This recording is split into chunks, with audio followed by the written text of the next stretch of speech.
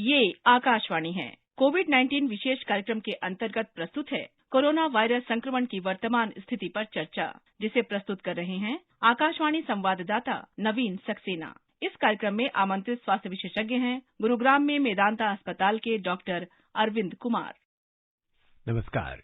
Corona जागरूकता श्रृंखला के आज के इस कार्यक्रम में आप सबका बहुत बहुत स्वागत है। लगातार हम कोरोना और उससे अपडेटेड जो भी खबरें हैं वो हम आपको बताते रहते हैं और बताते हैं कि किस तरह से आपको अपने आप को, अपने परिवार को और समाज को कोरोना से बचाना है।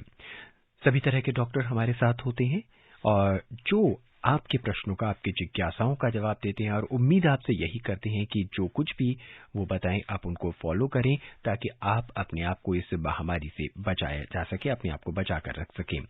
आज हमारे साथ हैं मेदांता अस्पताल गुरुग्राम के डॉक्टर अरविंद कुमार। अगर आप हमारे इस कार्यक्रम का हिस्सा बनना चाहते हैं तो आप बात कर सकते हैं हमारे साथ। फोन नंबर है 23421230 और 23421764।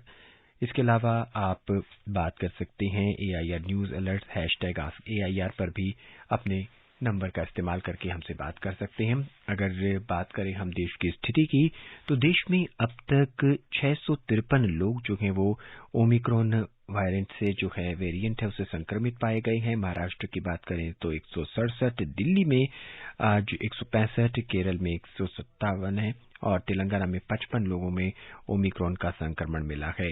हालांकि अगर हम गुजरात का रुख करें तो गुजरात में कल 204 लोगों में कोविड संक्रमण की पुष्टि हुई थी और 24 लोग जो थे वो उसमें से ओमिक्रॉन वेरिएंट से संक्रमित थे।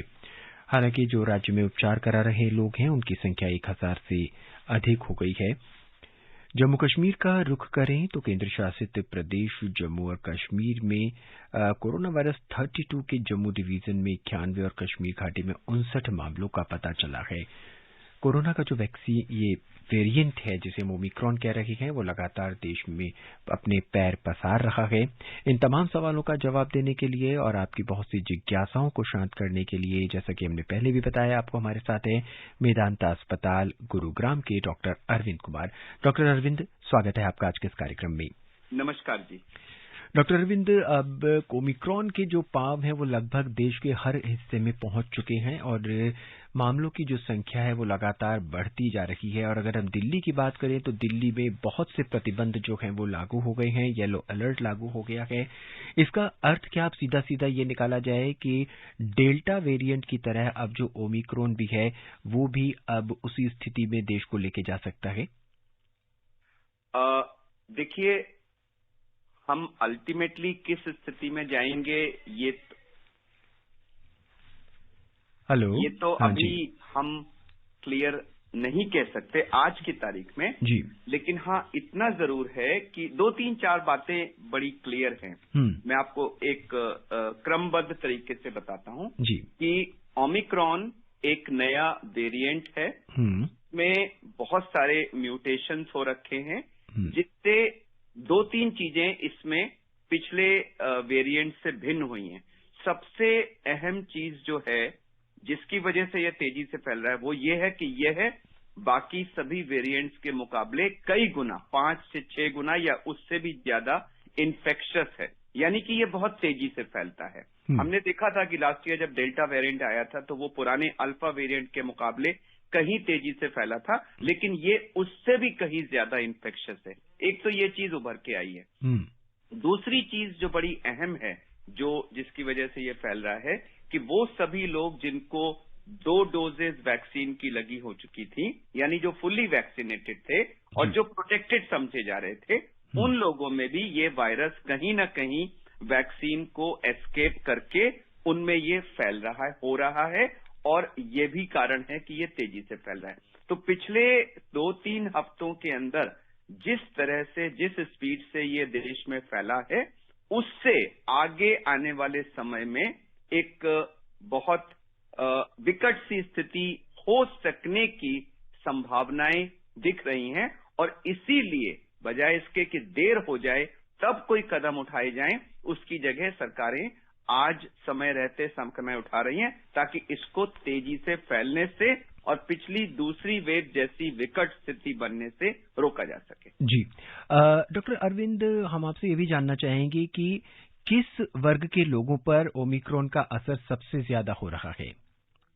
देखिए, ओमिक्रॉन तो अगर हम सबसे ज्यादा ये साउथ अफ्रीका से स्टार्ट हुआ था, फिर यूके में हुआ, यूएसए के अंदर भी अब तेजी से फैल रहा है, तो ये सभी वर्गों को अफेक्ट कर रहा है और जो वैक्सीनेटेड हैं उनको भी इफेक्ट कर रहा है, जो अनवैक्सीनेटेड हैं उनको भी इफेक्ट कर रहा है। यहाँ की तक कि साउथ अफ्रीका में बच्चों में भी इसका असर देखा गया है। लेकिन जो इनिशियल डेटा है वो ये कहता है कि जो सीरियस डिजीज और जो डेथ्स जितनी भी अब तक हुई हैं वो केवल अनवैक्सीनेटेड लोगों में हुई हैं। यानी कि अगर आप वैक्सीनेटेड हैं तो शायद आपको यह इन्फेक्ट तो कर सकता है, लेकिन जो डिजीज होगी वो माइल्ड होगी, आप शायद आईसीयू नहीं जाएंगे और मृत्यु की संभावना ना के बराबर होगी। तो यह बहुत अहम बात है जो हमें इस बात की तरफ इशारा करती है कि आज भी वैक्सीन हमारा सबसे सशक्त हथियार है इसके खिलाफ भी।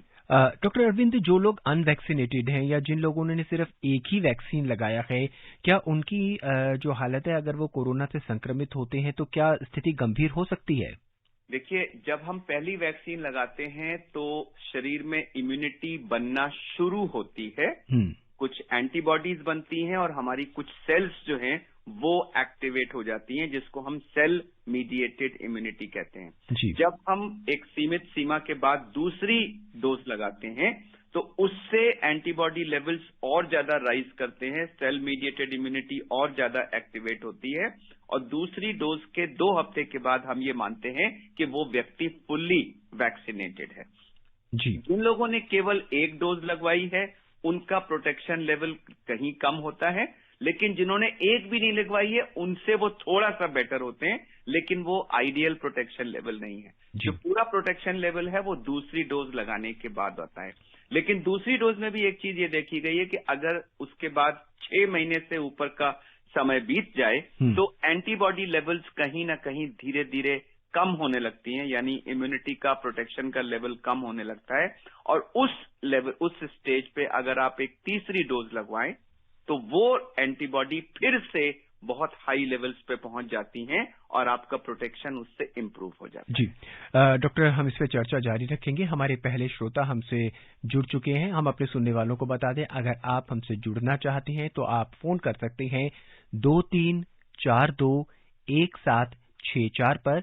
दिल्ली से बाहर के श्रोता हैं तो 011 लगाना न भूलें। सीधा रुख करते हैं हम बिहार के पूर्णिया का, वहां से मजहर हमसे जुड़ चुके हैं अपने सवाल के साथ। मजहर जी, स्वागत है आपका। नमस्कार सर। नमस्कार। डॉक्टर साहब को भी नमस्कार। मजहर जी नमस्कार। सर, हम ये कहना चाह रहे हैं कि जैसे ये गाइडलाइंस लागू हुआ कि दोनों टीके लगाए जाए, तो हम लोग तो लगा चुके हैं, जो बाकी लोग नहीं लगाए हैं उन पे सख्ती गवर्नमेंट क्यों नहीं कर रही, ताकि ये ओमिक्रॉन फिर दोबारा ये फैल रहा है तो इस पे लोगों पे सख्ती किया जाए कि जल्द से जल्द उन्होंने टीका लगाए। जी, मेरा सवाल। जी डॉक्टर अरविंद। देखिए मजहर जी ये कह रहे हैं, इन्होंने, पहले तो मैं इनको बधाई देना चाहूंगा कि इन्होंने स्वयं दूसरा टीका लगवा लिया है, इस बात के लिए और इस बात के लिए भी कि एक जागरूक नागरिक के अपने कर्तव्य को निर्वहन करते हुए ये चिंतित हैं इस बात से कि बाकी लोगों ने अपनी ये ड्यूटी क्यों नहीं दी। तो ये एक बहुत अच्छे नागरिक हैं, ये इस बात को शो करता है। मजहर जी देखिए, जोर जबरदस्ती करना जनरली हमारी लोकतंत्र का एक कोई अभी तक रूप नहीं रहा है, तो सरकार अपनी तरफ से लोगों को बताने की बार बार हर माध्यम से, देखिए all India radio, TV, Doordarshan, news, press conferences, तरह तरह के मीडिया, हर तरह से सरकार लोगों को प्रोत्साहित करने का प्रयास कर रही है। सारे सरकारी अस्पतालों में ये फ्री मिल रही है, बाकी जगहों पर भी अवेलेबल है, तो लोगों को कोशिश कर रही है कि उनको समझा के बुझा के उनको ये लगवाने के लिए प्रोत्साहित किया जाए, बजाय इसके कि डंडा चला करके लोगों को दिया जाए। और मेरी उम्मीद है कि लोग इसको समझेंगे और स्वयं आगे आके टीका लगवाएंगे। जी, हमारे अगले लिसनर्स उत्तर प्रदेश से मोहम्मद आरिफ अपनी जिज्ञासा, अपने प्रश्न के साथ हमसे जुड़ चुके हैं। मोहम्मद आरिफ जी, स्वागत है आपका, क्या जानना चाहते हैं? जी सर, नमस्कार। नमस्कार सर, जैसे हम जब टीका लगवाते हैं, टीका लगवाने के बाद जो है एक मोबाइल पे मैसेज आता है, मतलब वहाँ पे जब अपना आधार दिया जाता है उसके बाद मैसेज प्राप्त होता है जी। तो ये मैसेज जब प्राप्त होता है तो इस मैसेज को हम लोगों को क्या सुरक्षित रखना है, इसके विषय में बताएं कि मैसेज आखिरकार है क्या, ये मैसेज प्राप्त होता है ये क्या है? जी डॉक्टर अरविंद।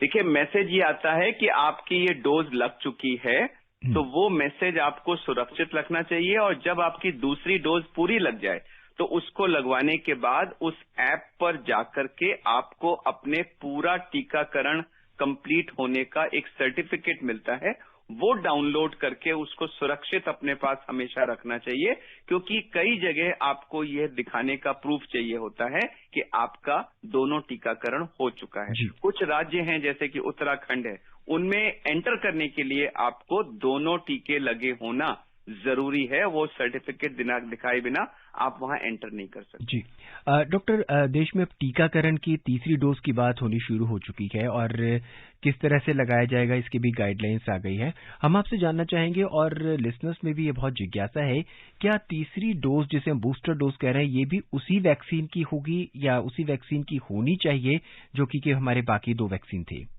देखिए, इस बात पे जो साइंटिस्ट कम्युनिटी है उसमें काफी रिसर्च हुई है कि सेम वैक्सीन लगाने से क्या होता है और वैक्सीन को चेंज करके लगाना, यानी जिसे वैक्सीन कॉकटेल कहते हैं, उससे क्या होता है। कुछ रिपोर्ट्स ने ये कहा कि वैक्सीन कॉकटेल करने से एंटीबॉडी लेवल्स बेटर आते हैं, दूसरी रिपोर्ट्स ने उस बात को ऐसा नहीं दर्शाया। इस पर फाइनल वर्ड अभी आना बाकी है, लेकिन हम अपने परिप्रेक्ष्य में देखें तो भारत सरकार ने जो तीसरी डोज के लिए गाइडलाइंस जारी की हैं, उसमें आज की तारीख में सेम वैक्सीन लगाने की सलाह दी गई है। जी, तो अगर आपने कोवैक्सीन की दोनों डोजेज ली हैं तो आपको बूस्टर डोज भी कोवैक्सीन की ही लगानी है, और अगर कोविशील्ड है तो आपको कोविशील्ड ही लगानी पड़ेगी। हमारे अगले श्रोता हैं उत्तर प्रदेश से मोहम्मद यामीन, हमारे नियमित श्रोता हैं। आज जानते हैं इनकी क्या जिज्ञासा है। यामीन जी, स्वागत है आपका। हेलो जी यामीन जी, बताइए। सर नमस्कार। नमस्कार जी, कहिए। सर मैं जानना चाह रहा हूँ, जैसे कि डेल्टा प्लस जब आया था तो ऑक्सीजन वगैरह की बहुत ज्यादा दिक्कत हो गई थी और 600 कुछ पेशेंट हो गए, तो इनमें कितने % लोग वेंटिलेटर पर हैं, कितने लोग हॉस्पिटल में आईसीयू में, थोड़ा बताएं आप। जी डॉक्टर यामीन जी, डेल्टा जब आया था तो डेल्टा की जो बीमारी थी वो काफी सीवियर होती थी और उसमें काफी भारी संख्या में एक साथ एक टाइम पे पेशेंट्स आ गए थे, जिसकी वजह से हमारा हेल्थ सिस्टम पूरी तरह से एक तरह से जिसे कहते हैं भर गया था मरीजों से। हम उम्मीद करते हैं कि कम से कम ओमिक्रॉन के साथ ऐसा नहीं होना चाहिए, और उसी के प्रयास आज की तारीख में सरकार द्वारा लोगों द्वारा किए जा रहे हैं कि इसको फैलकर उस स्थिति में पहुंचने से रोका जाए। एक इनिशियल जो खुशखबरी है वो ये है कि अभी तक ऐसा देखा गया है कि जिन लोगों को टीका लग चुका होता है, दोनों डोज लग चुकी होती हैं, उन लोगों में ये ओमिक्रॉन अभी तक माइल्ड डिजीज ही कॉज कर रहा है। तो ये एक बहुत बड़ा इंसेंटिव है कि वो सब लोग, और मैं आपसे भी अपील करूंगा यामीन भाई कि जो भी आपके जानकारी में लोग हैं जिन्होंने दोनों डोज न लगवाई हो, उनको प्रोत्साहित करें कि वो लोग डोज लगवाएं। अगर सभी लोग टीकाकृत हो जाएंगे तो शायद वो सीरियस बीमारी नहीं होगी, और जो दूसरी वेव में ऑक्सीजन की डेफिशिएंसी का मंजर हमने देखा था वो शायद हम दोबारा नहीं देखेंगे। हम अपने सुनने वालों को बता दें कि आप इस समय सुन रहे हैं कोरोना जागरूकता श्रृंखला, और आपके सवालों का जवाब देने के लिए हमारे साथ इस समय फोन लाइन पर मौजूद हैं मेदांता अस्पताल गुरुग्राम के डॉक्टर अरविंद कुमार। आप इस कार्यक्रम का हिस्सा बनना चाहते हैं, आपकी जिज्ञासाएं हैं, आपके प्रश्न हैं, तो आप पूछ सकते हैं 23421764 पर कॉल करके। इससे पहले आप 011 लगाएं अगर आप दिल्ली से बाहर के श्रोता हैं। इसके अलावा आप 23421230 पर भी कॉल कर सकते हैं। डॉक्टर अरविंद, जब डेल्टा ने हमें अटैक किया था या डेल्टा ने जिस तरह से लोगों को संक्रमित किया था, तो उसका सबसे ज्यादा असर जो था वो फेफड़ों पर पड़ा था। हम आपके माध्यम से जानना चाहेंगे कि क्या ओमिक्रॉन का असर भी अब सबसे ज्यादा शरीर के इसी हिस्से पे पड़ रहा है या शरीर के किसी अन्य भाग पर भी इसका संक्रमण है?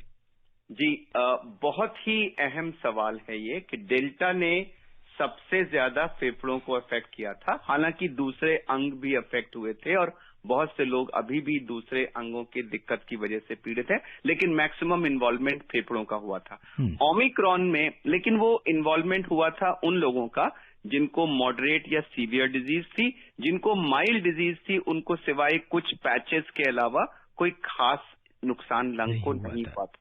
ओमिक्रॉन में जो अब तक देखने में आ रहा है कि यह जो डिजीज कॉज कर रहा है वो प्रायः मोस्ट ऑफ द केसेस में माइल्ड नेचर की है और उसमें लंग में पैचेस भले ही हो रहे हैं लेकिन कोई भारी नुकसान अभी नहीं हो रहा। लेकिन मैं एक यहाँ पर एक चेतावनी इशू करना चाहूंगा कि यह इनिशियल डेटा है।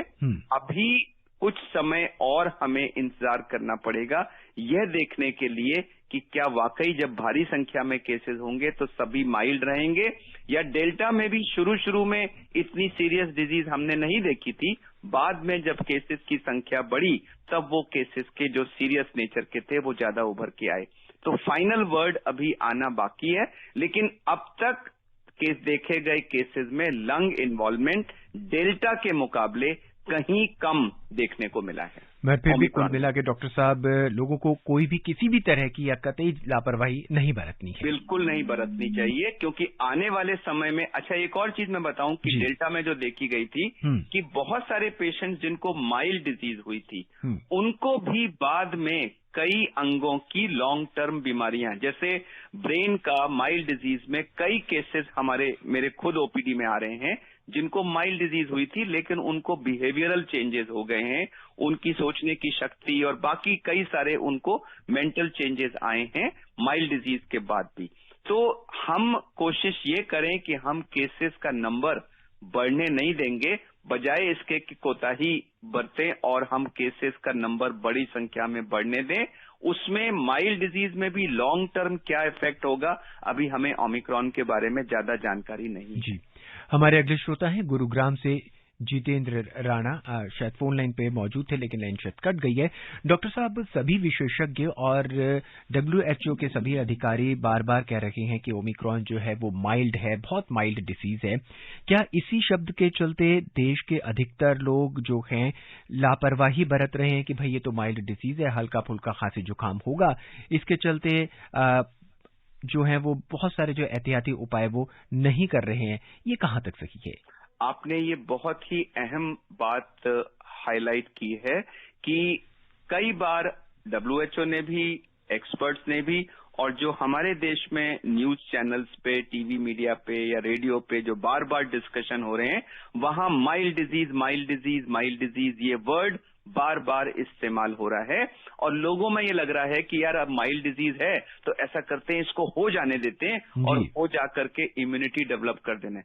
लोग ये नहीं रियलाइज कर रहे हैं कि माइल्ड डिजीज में भी लॉन्ग टर्म प्रॉब्लम्स हो सकती हैं और डेल्टा भी शुरू में माइल्ड ही लग रहा था लेकिन बाद में जब उसके नंबर्स बढ़े तो अगर 100 में से एक केस भी सीवियर होगा तो अगर केसेस करोड़ों की संख्या में हो गए तो आप सोचिए कि जो सीरियस केसेस हैं और मौतें हैं उनका नंबर बहुत भारी हो जाएगा।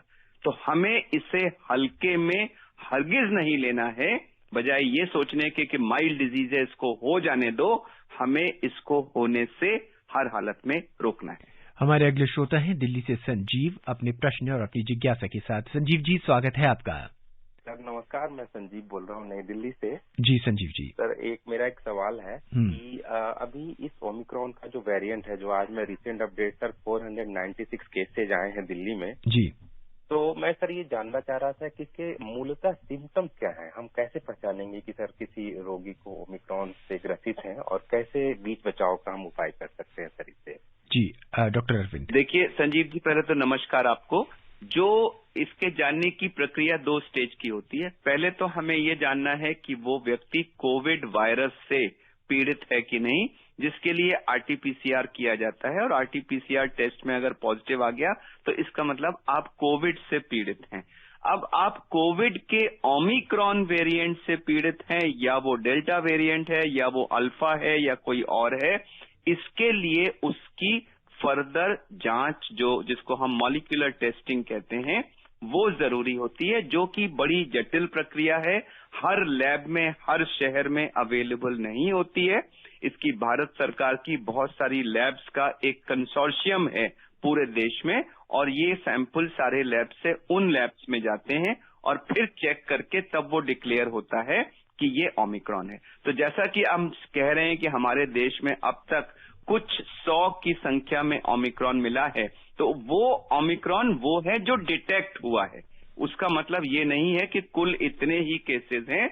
हो सकता है भारी मात्रा में दूसरे केसेस हों जो अभी टेस्ट न हो पाने की वजह से ओमिक्रॉन का ठप्पा उनके ऊपर नहीं लगा है। जी डॉक्टर, अगर ये डिटेक्ट हो जाता है कि एक पर्टिकुलर व्यक्ति जो है ओमिक्रॉन से पीड़ित है, तो उसका प्राथमिक उपचार किस तरह से रहेगा, उसका लाइन ऑफ ट्रीटमेंट क्या रहेगा?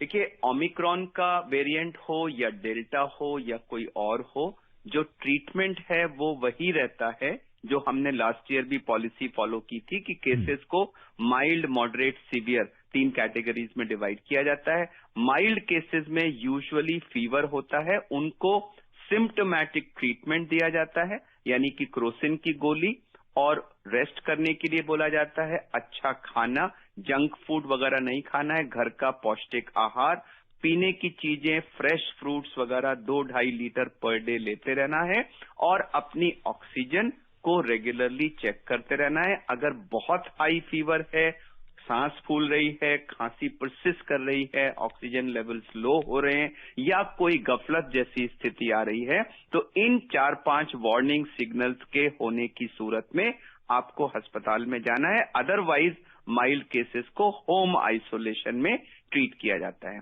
जब किसी का ऑक्सीजन गिरना शुरू हो जाता है, वो 90 से कम गिर जाता है, या रेस्पिरेटरी रेट 24 से ऊपर हो, या किसी को बहुत हाई फीवर हो, उल्टी वगैरह लगी हो, गफलत हो रही हो, ऐसी स्थिति में हम उसको मॉडरेट या सीवियर केस कहते हैं। उन लोगों को तुरंत अस्पताल जाना चाहिए, आईसीयू में भर्ती करके उनका इलाज। तो यही हमारा जो लाइन ऑफ ट्रीटमेंट पिछले साल डेल्टा के लिए था, और अभी भी ओमिक्रॉन के लिए लाइन ऑफ ट्रीटमेंट, जब तक कोई नई पॉइंट डिस्कवर नहीं होता तब तक सेम लाइन ऑफ ट्रीटमेंट रहेगा।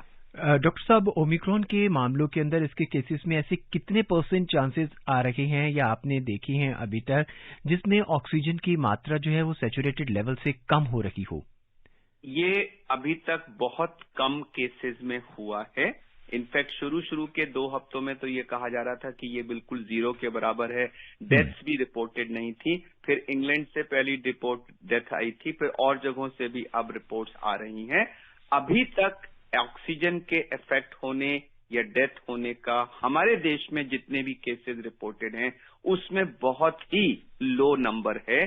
ज्यादातर केसेस माइल्ड हैं, जिनको घर पे मैनेज किया जा रहा है। हॉस्पिटल एडमिट भी हो रहे हैं, तो खाली 1-2 दिन के लिए जाके लोग घर पे आ जा रहे हैं। लेकिन मैं पुनः चेतावनी देना चाहूंगा कि यह इनिशियल टाइम है, अभी हम इसके बारे में पूरी जानकारी नहीं रखते हैं, और इसको माइल्ड डिजीज समझ के हल्के में लेने की गलती हम कदापि ना करें। इस समय आप सुन रहे हैं कोरोना जागरूकता श्रृंखला। हमारे साथ हैं मेदांता अस्पताल गुरुग्राम के डॉक्टर अरविंद कुमार, जो आपके प्रश्नों का जवाब दे रहे हैं, आपकी जिज्ञासाओं को शांत कर रहे हैं ओमिक्रॉन वायरस से संबंधित। आप इस कार्यक्रम का हिस्सा बनना चाहते हैं तो फोन कर सकते हैं 23421230 पर और 23421764 पर। दिल्ली से बाहर के श्रोता हमें ज्वाइन करेंगे तो 011 लगाना ना भूलें। आइए हमारे अगले श्रोता से बात करते हैं। दिल्ली से अनिल कुमार जी हैं। अनिल जी, स्वागत है आपका आज के इस कार्यक्रम में। नमस्कार सर। अनिल जी, क्या प्रश्न है आपका? सर, प्रश्न मेरा ये है कि मैं सेकंड वेव डेल्टा में पॉजिटिव हुआ था सर जी, और मेरी दोनों वैक्सीनेशन भी हो चुकी हैं। तो मेरे को ये पूछना था, जो ओमिक्रॉन है, ये जिनको पॉजिटिव हुआ बंदा फिर वैक्सीनेटेड भी हो गया, तो उसको कितना इफेक्ट करेगा सर ये? जी डॉक्टर अरविंद। देखिए, मैंने इससे पहले भी हमने इस पे चर्चा की थी कि जिन लोगों को नेचुरल इन्फेक्शन हुआ था उससे इम्यूनिटी बनी और उसके बाद उन्होंने वैक्सीन भी ले ली है, तो उनको दोनों तरफ से इम्यूनिटी हो चुकी है, तो आपका प्रोटेक्शन लेवल अच्छा है। लेकिन जो हमें साउथ अफ्रीका, यूरोप और यूएसए से अब तक डेटा मिला है, उसमें यह दिखा है कि वैक्सीनेटेड होने के बावजूद भी जो है वो ओमिक्रॉन आपको अफेक्ट कर सकता है, इन्फेक्शन हो सकता है, जिसको ब्रेक थ्रू इन्फेक्शन कहते हैं। लेकिन अब तक जो सूचना है उसके अनुसार अगर हुआ भी तो यह माइल्ड इन्फेक्शन होगा। आपको मोस्ट लाइकली अस्पताल में भर्ती होने की, आईसीयू में जाने की जरूरत नहीं होगी और मृत्यु की संभावना ना के बराबर है। अब तक अवेलेबल डेटा के अनुसार यह सूचना है। जी डॉक्टर, अब हम मास्क पर आते हैं। जब हमने डेल्टा वेरिएंट से संक्रमित हो रखे थे तब हम एक मास्क या डबल मास्क लगा रहे थे। अब ओमिक्रॉन से निपटने के लिए क्या कुछ हमें विशेष तरह के मास्क की जरूरत है, या इसका प्रचार भी, इसका जो प्रसार है वो भी उसी तरह से है और इससे बचने के भी तरीके वही हैं? देखिए, वायरस तो सेम है और उसके अंदर जो अमाइनो एसिड्स में म्यूटेशन हो गया है उससे मास्क की ससेप्टेबिलिटी में कोई डिफरेंस नहीं आएगा। हाँ, चूंकि यह इन्फेक्शस कई गुना ज्यादा है इसलिए मास्क की अहमियत इसमें और ज्यादा आ जाती है। तो सबसे बेस्ट प्रोटेक्शन N95 मास्क से आता है। मान लीजिए दो व्यक्ति आमने सामने आए, एक संक्रमित है, दूसरा संक्रमित नहीं है। जो संक्रमित है उसने भी मास्क लगाया हुआ है N95 और जो संक्रमित नहीं है उसने भी N95 लगाया। तो ये बेस्ट स्थिति है जहां ट्रांसमिशन का चांस सबसे कम है। दोनों ने ही मास्क नहीं लगाया हुआ है, ये वर्स्ट स्थिति है, इसमें ट्रांसमिशन का चांस सबसे ज्यादा है। एक ने मास्क लगाया, दूसरे ने नहीं लगाया, ये बीच की स्थिति हो गई। तो मास्क हमारा सबसे सशक्त हथियार है। 3 चीजें मैं कहना चाहूंगा। एक, घर से जब भी निकले मास्क अवश्य लगा के निकले। अगर हो सके तो N95 लगाइए। अगर N95 नहीं है तो आप एक सर्जिकल मास्क और एक कपड़े का मास्क, इन दोनों का मिक्सचर लगा लीजिए। वो हमारा नेक्स्ट बेस्ट प्रोटेक्शन है। लेकिन ध्यान ये रखिएगा कि आपकी नाक और मुंह दोनों अच्छी तरह से कवर्ड हो। अक्सर लोग लगाते हैं लेकिन वो मास्क उनके गर्दन में या थोड़ी के सामने रहता है, वो करने से हमें कोई प्रोटेक्शन नहीं मिलता। दूसरी बहुत अहम जगह चीज है कि हम बंद जगहों पर अगर बहुत सारे लोग इकट्ठे हों तो वो हमारा एरोसॉल उस कमरे के अंदर इकट्ठा हो जाता है, खासकर से अगर उसमें वेंटिलेशन ना हो। तो उस सूरत में ट्रांसमिशन का चांस सबसे ज्यादा हायर लेवल पे होता है। इसलिए हम अगर मिलना है लोगों से तो खुली जगहों पे मिले। बंद कमरों में ज्यादा लोगों का इकट्ठा होना सबसे बड़ा इन्विटेशन है ओमिक्रॉन। जी, हमारे कार्यक्रम में अंतिम श्रोता जो हैं वो धर्मवीर जी काफी देर से इंतजार कर रहे हैं। धर्मवीर जी, स्वागत है आपका। बहुत संक्षेप में प्रश्न पूछिए। नवीन जी नमस्कार। जी नमस्कार धर्मवीर जी। मैं धर्मवीर गांधी का दिल्ली से बोल रहा हूँ। डॉक्टर साहब नमस्कार। नमस्कार जी। डॉक्टर साहब, जैसे कि सरकार ने आज घोषणा करी है कि 10 बजे से और रात 8 बजे तक ये दुकानें खुलेंगी, पर एक चीज इन्होंने और सख्ती करनी चाहिए कि सभी जो मास्क पहले चेक होते थे कि दुकानदार ने पहना है कि नहीं पहना, आजकल मैं एशिया की सबसे बड़ी रेडीमेड मार्केट से बोल रहा हूँ, तो यहाँ हम देखते हैं किसी ने ये सब वो जो पहले करते थे अब नहीं करते मास्क पहनना, और कस्टमर भी जी डॉक्टर अरविंद, बहुत संक्षेप में। हाँ, इन्होंने जो मास्क की बात कही कि यस, हम लोग पिछले कुछ महीनों में थोड़ा सा कॉम्प्लेसेंट हो रहे थे, लेकिन अब जब ये फिर से फैल रहा है तो मुझे लगता है कि अब वो समय आ गया है जो पिछले साल जो हमने अप्रैल मई जून में जो प्रिकॉशंस लिए थे उसी लेवल पे बिना मास्क के हम घर से बाहर नहीं निकलेंगे, एक जगह भीड़ नहीं लगाएंगे, 2 फीट की दूरी रखेंगे, बार बार हाथ धोएंगे, वैक्सीन अवश्य लगवाएंगे।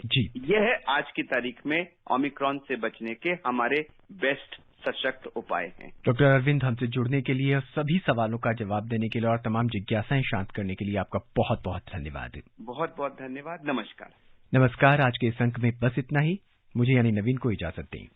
कोविड-19 विशेष कार्यक्रम के अंतर्गत अभी आप सुन रहे थे कोरोना वायरस संक्रमण की वर्तमान स्थिति पर चर्चा, जिसे प्रस्तुत कर रहे थे आकाशवाणी संवाददाता नवीन सक्सेना। इस कार्यक्रम में आमंत्रित स्वास्थ्य विशेषज्ञ थे गुरुग्राम में मेदांता अस्पताल के डॉक्टर अरविंद कुमार। ये कार्यक्रम आकाशवाणी के समाचार सेवा प्रभाग द्वारा प्रस्तुत किया गया। इसे आप हमारे mobile app news on AIR और YouTube channel news on AIR official पर भी सुन सकते हैं।